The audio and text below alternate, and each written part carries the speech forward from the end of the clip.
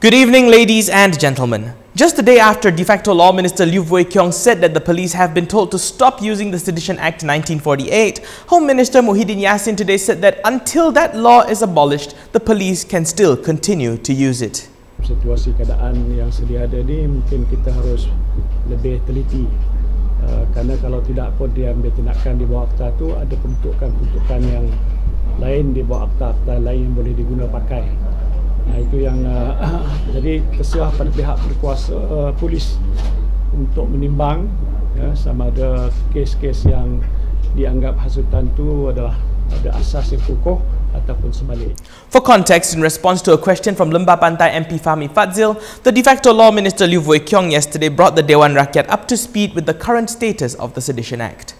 Dengan dasar ini, kerajaan telah pun memutuskan bahawa sekiranya terdapat siapa saja yang telah pun terikat ataupun fall under di akta kehasutan, mana kerajaan telah pun mengeluarkan arahan kepada pihak polis untuk tidak menggunakan akta itu terhadap mereka yang terlibat. Kerana dalam proses ini kerajaan telah pun mengambil pendirian bahawa akta itu akan dikaji ataupun diubah ataupun dimansuh sekali. So this still dalam work in progress. According to a report in the Daily Mail, Hollywood actor Benedict Cumberbatch has severed his business ties with Prime Minister Dr. Mahathir Mohamad's son, Mogzani Mahathir. This is reportedly over the Prime Minister's anti-Semitic remarks, which Cumberbatch was shocked and disappointed at. Cumberbatch added that the views expressed by Mahathir were abhorrent and unacceptable. The report quoted Cumberbatch as saying that the UK-based production company Sunny March Holdings has begun the process of fully severing ties with Mogzani, who is a director of the company.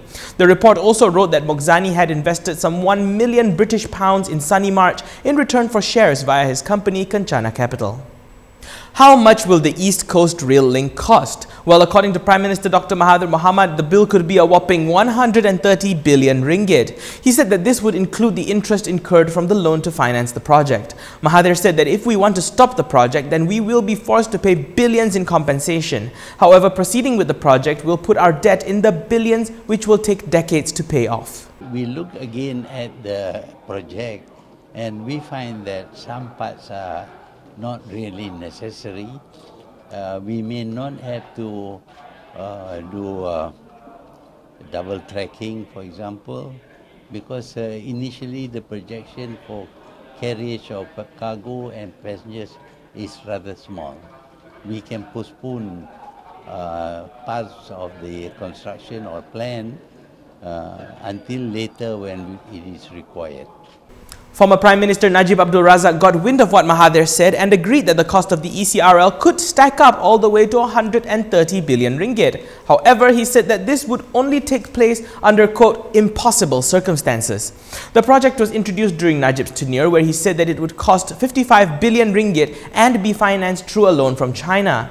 Najib said that in order for the cost to balloon to 130 billion ringgit, the loan from the Import-Export Bank of China needs to be at an interest rate of 7% over 20 years instead of the 3.25% that he claims his administration signed for the project. He elaborated that the other so-called impossible conditions include that the entire 55 billion would have to be paid on the first day, that the government must not pay any of the loan installment for 20 years, and that the ECRL will not generate any income whatsoever.